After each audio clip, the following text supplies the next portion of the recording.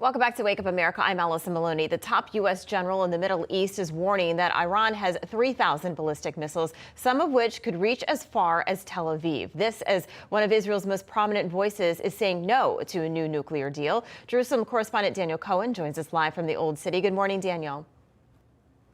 Good morning, Allison. Good to be with you, everyone. Good morning. Iran by far remains the biggest threat to peace and security in the Middle East.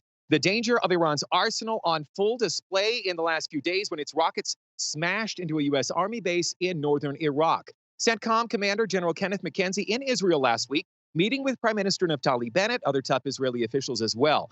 On Tuesday, General McKenzie told the Senate Armed Services Committee Iran has developed an arsenal of nuclear warhead-capable ballistic missiles and has tested them multiple times.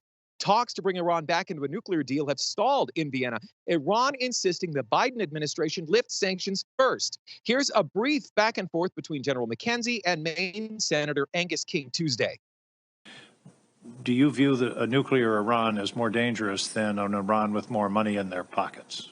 Well, Senator, as you know, CENTCOM is the land of less than perfect solutions. So I'm always comfortable with a less than perfect solution. It is an overriding national policy objective of the United States for Iran to not have a nuclear weapon. A lot of critics saying the Biden administration is too eager to make a deal with Iran. One of those critics, Israeli ambassador to the UN, Danny Danon. Now, we spoke after the attack on that U.S. Army base in Erbil. Ambassador Danon believes the Biden administration's pushing a bad agreement with Iran while the world is focused on the situation in Ukraine.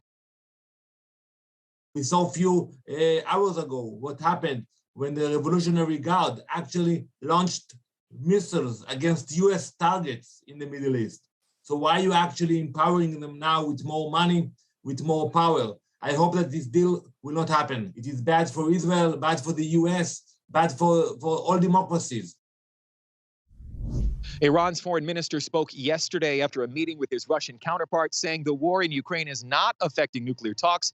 Allison, Iran is pressuring the United States very publicly to lift sanctions if it wants any kind of a deal. All right, Daniel Cohen, thank you so much. Rob? All right, Sure. Allison, thank you again. We're just about an hour away from President Zelensky's speech to Congress. The Ukrainian president going to address the U.S. Congress at 9 a.m. this morning. For more, let's welcome in Georgia Congressman and ranking member on the Subcommittee on Government Operations, Congressman Jody Hice. Great to have you back on this morning, sir. Good to see you. I'm wondering what you're expecting to hear from President Zelenskyy this morning. We know what he said to the Canadian Parliament yesterday. He spoke for about 12 minutes. Again, he's speaking from a war zone. Do you expect the same speech this morning? I expect it to be very similar. Look, here's a president who's trying to look after the best interests of his country, and he's certainly going to be seeking help and trying to move the hearts of the American people to step out and help in whatever capacity we can.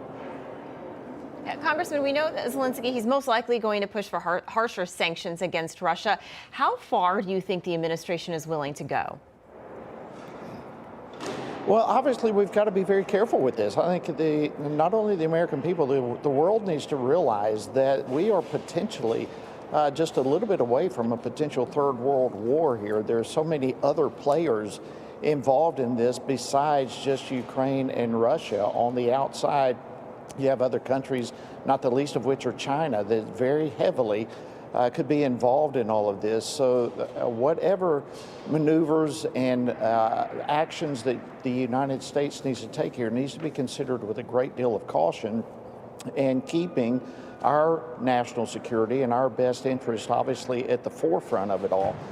So we're going to hear a very appealing speech today, no question about that, but we've got to move with caution while helping Ukraine defend itself, while at the same time looking after our best interest and potentially the entire world that could be very close to a possible third world war. Yeah, Congressman, that's a really good point that I don't think gets brought up enough. Is we have to look at it from both sides here. Could you do me? I'm wondering if you could put this in a historic perspective for me, what we're about to witness here. We haven't seen this maybe since the Second World War, but we're talking about a president who nobody knew his name, really, outside of political circles 3 weeks ago. And now this guy's become an international hero. No speechwriters. He's talking from the middle of a war zone, largely off the cuff. He's not a packaged, bought and sold politician. What does that mean today, what he's doing?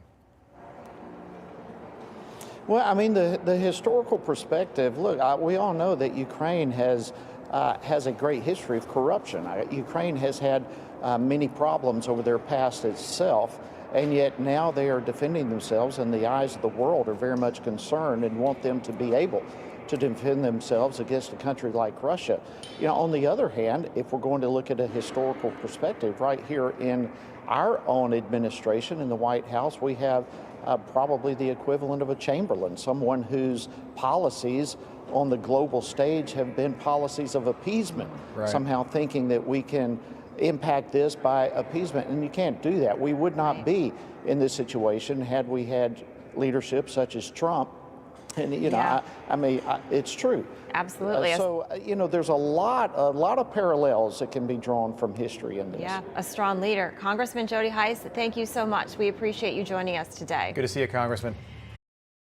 Hey, I'm Rob Finnerty. Thanks for watching. If you enjoyed this video, please join the conversation in the comments below. Don't forget to subscribe, too.